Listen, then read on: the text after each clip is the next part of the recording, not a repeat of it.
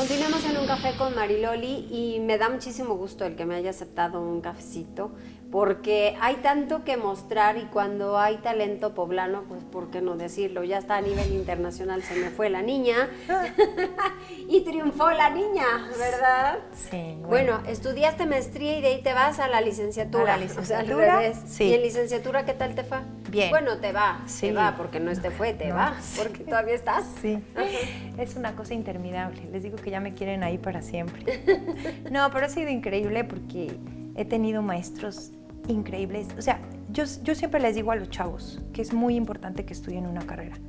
Pueden tener don para la música, para la pintura, pero es tan importante, sí, lo conceptual, la teoría dura del arte.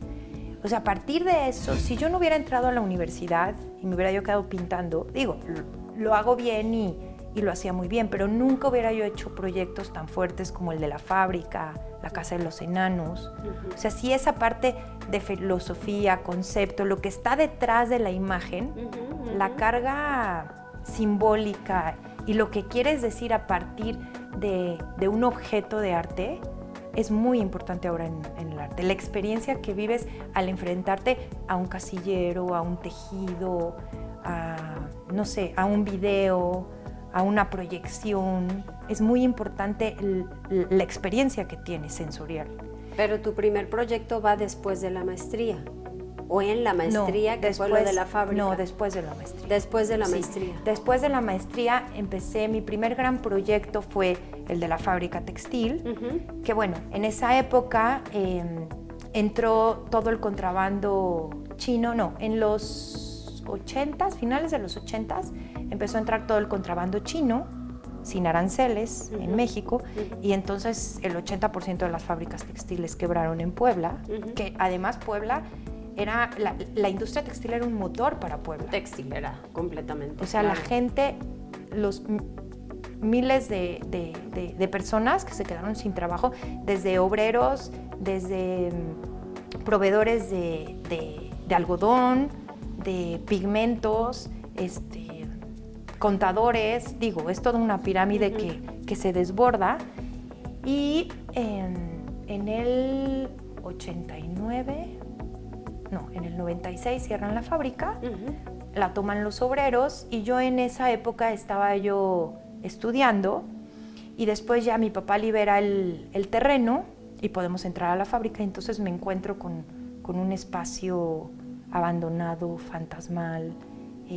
¿Pero por qué entraste ahí? ¿Nada más? Sí, porque la recuperaron y pues quisimos ver cómo había quedado la fábrica, porque no entramos en un año y entonces estaba como... Ya sabes, las máquinas parecía como un barco fantasma que se habían así como apagado y se habían quedado los hilos tejidos, las telas a medio tejer, se quedaron los casilleros de los... Y era una cosa así, un silencio, ya se habían robado cables, techos, entonces era una cosa... Digo, y además yo de pequeña viví mucho la fábrica porque mi abuelo era de la idea que las mujeres trabajaran, entonces siempre nos tenía...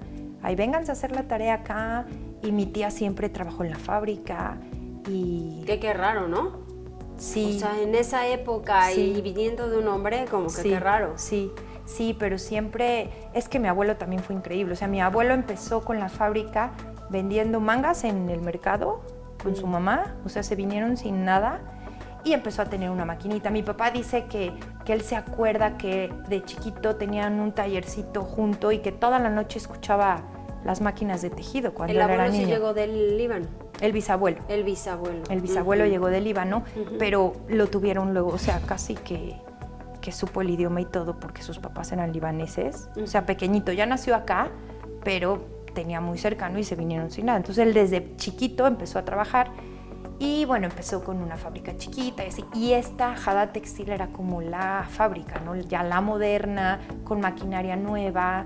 Entonces, toda la madera que llegó toda la maquinaria nueva y venían en cajas de madera con sellos. Y entonces, en esa época, que también hemos perdido este rollo de que todo compramos y desechamos, en esa época con esa madera se volvía a utilizar, ¿no? Se hacía casilleros, que fueron los casilleros que presenté en la Bienal. ¿Pero cómo se te ocurrió con esos casilleros? Ahorita te platico. Bueno, entonces abre la fábrica en el 68 y se cierra en el 2009 por...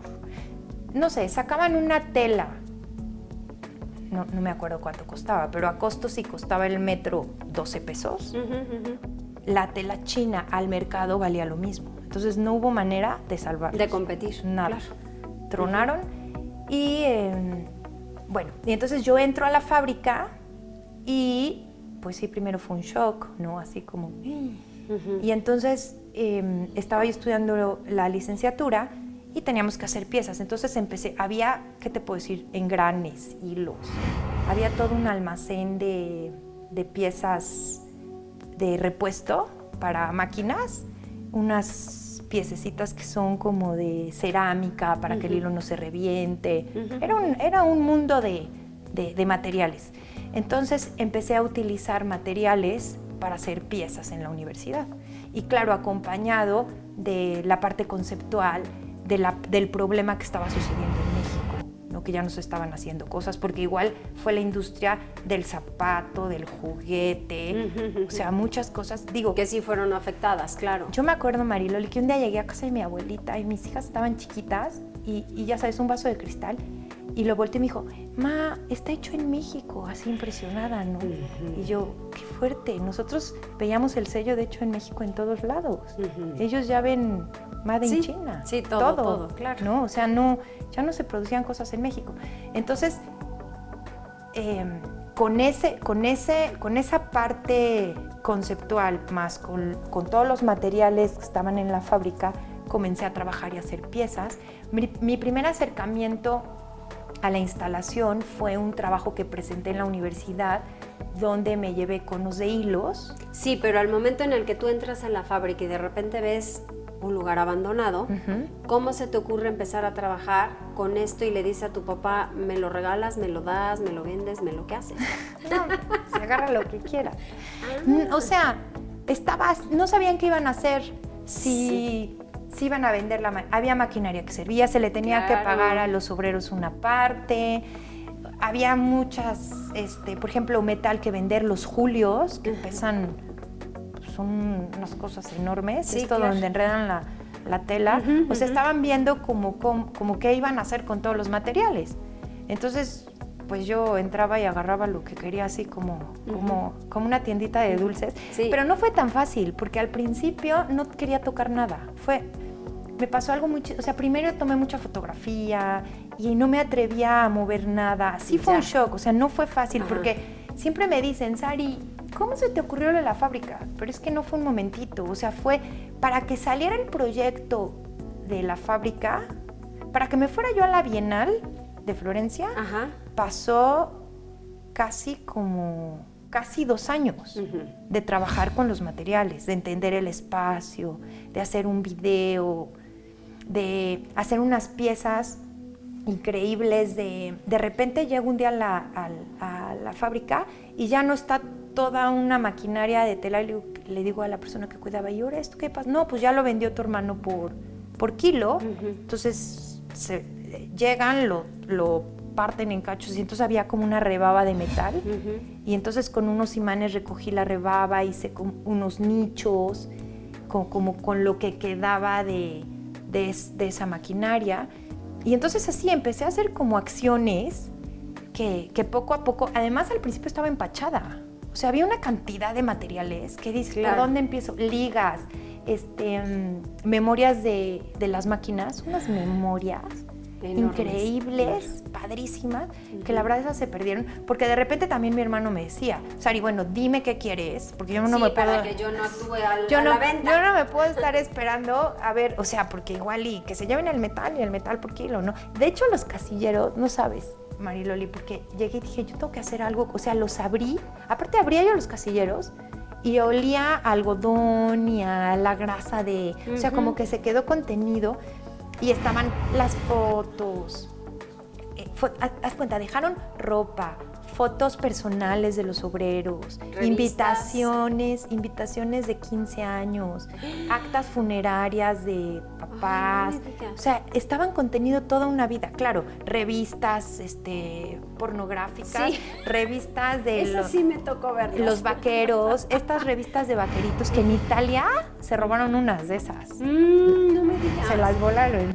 Yo dije, ¿están muy seguras? Pues no, se ve que era mucha tentación. Sí, Sí claro. desaparecieron como 2 revistas de vaqueros. Y bueno, entonces estaban contenidas toda una historia. Entonces yo decía, tengo que hacer algo con esto, porque aquí está como contenida toda la historia que ha pasado en este lugar y además historia personal de la gente Sí, que claro. trabajaba. No, bueno, es que era su casillero, era Sí. su locker, Sí. era su... Sí, cajón?